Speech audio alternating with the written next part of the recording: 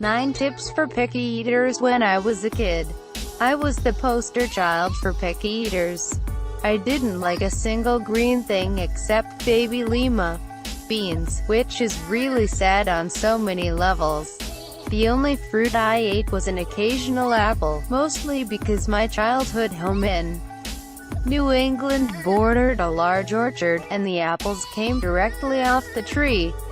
Most nights, dinner time was excruciating, as I sat at the table long after everyone else was done, watching the broccoli, peas, or canned vegetable du jour grow cold on my plate. I tried numerous ploys to get through the dinner ordeal, from mixing my veggies with other foods, to washing them down with milk, occasionally slipping some to the dog. Over the years, and as a practitioner of Chinese medicine, my relationship with food changed dramatically. I have learned through Chinese food therapy that there is no one correct way of eating, but rather there are foods that are good for your individual needs and body constitution.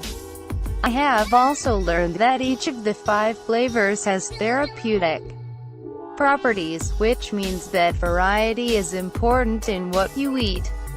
And I've found that in general a Chinese diet is a pretty good way to eat. Lots of cooked vegetables served family style for a wide variety, a little protein, a small amount of grains, and a little warm tea to aid digestive fire, forming new tastes. Unfortunately, the world is full of picky eaters, those who eat only a narrow range of foods, those who are regularly embarrassed in social situations, and those who know they won't like a food, even before they've tasted it.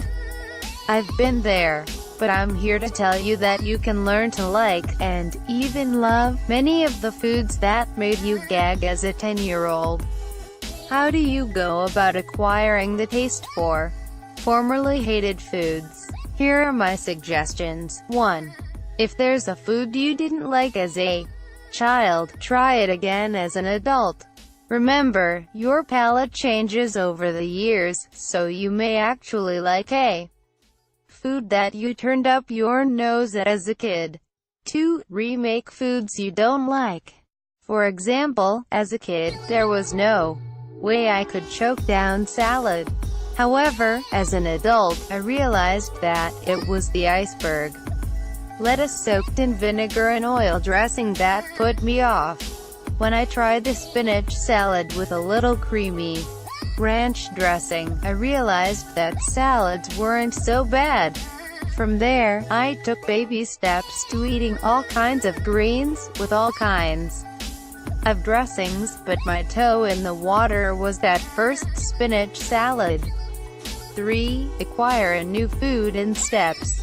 Several years ago, I decided that it was time to learn to like yogurt. I already had frozen yogurt under my belt because it tastes like ice cream, so my next step was to try a chocolate mousse whipped yogurt. From there, I graduated to the regular fruit-flavored yogurts, and ultimately moved on to eating the plain unflavored stuff. The point is that there is no way I could have gone straight to eating plain yogurt without the intermediate steps. 4. Cook it, or eat it raw. If you don't like pears, for example, try slicing and sautéing them with a dash of cinnamon. If you have a hard time with cooked carrots or celery, try them crunchy and raw with a dab of hummus. Changing how a food is cooked may be enough to make a difference. 5. Let a good cook introduce you to a new food. There was no way I could eat Brussels sprouts until I had them garlicky and browned at a good restaurant. Now I'm a fan. 6. Transform foods with a funky texture.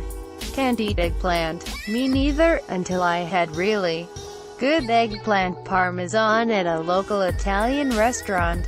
If mushrooms are too slimy for you, try them in cream of mushroom soup. There are almost always work-around solutions for weirdly textured foods. 7. Disguise offending foods. Most kids don't like onions. However, many unwittingly eat them in soups and casseroles, and later in life, they realize that they've been eating onions all along. As an adult, you can do the same by including new foods into old recipes. For example, add a little broccoli to your mac and cheese, or include some greens in your standby soup recipe. 8. Start with small amounts of a new food. It's difficult to chow down on a whole plate of a new food. It's less challenging, however, when that food is chopped small and added judiciously to a tasty recipe. 9. Finally, give a food a chance. Researchers tell us that it takes 10 or 12 exposures to a new food before you can really learn to like it. So make a commitment to a food and keep trying it. As for me, it has taken years, but I've learned to like many fruits and vegetables, still not asparagus. I tackled each new food one at a time, prepared different ways.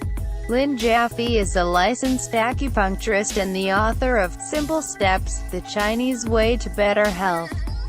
This article was originally published on acupuncturetwincities.com.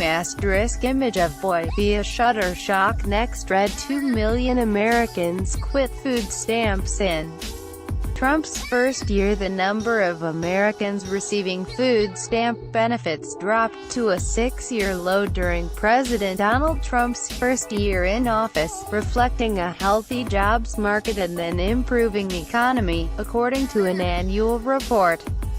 Read more in a first. U.S. blames Russia for cyber attacks on energy grid. Washington. The Trump administration on Thursday blamed the Russian government for a campaign of cyber attacks stretching back at least 2 years that targeted the U.S. power grid, marking the first time the United States.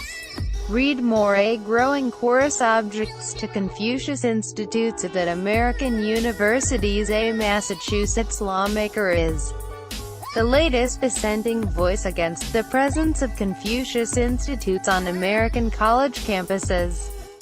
Managed directly and funded by the Chinese regime, Confucius Institutes, CIS, have been criticized by concerned. Read more.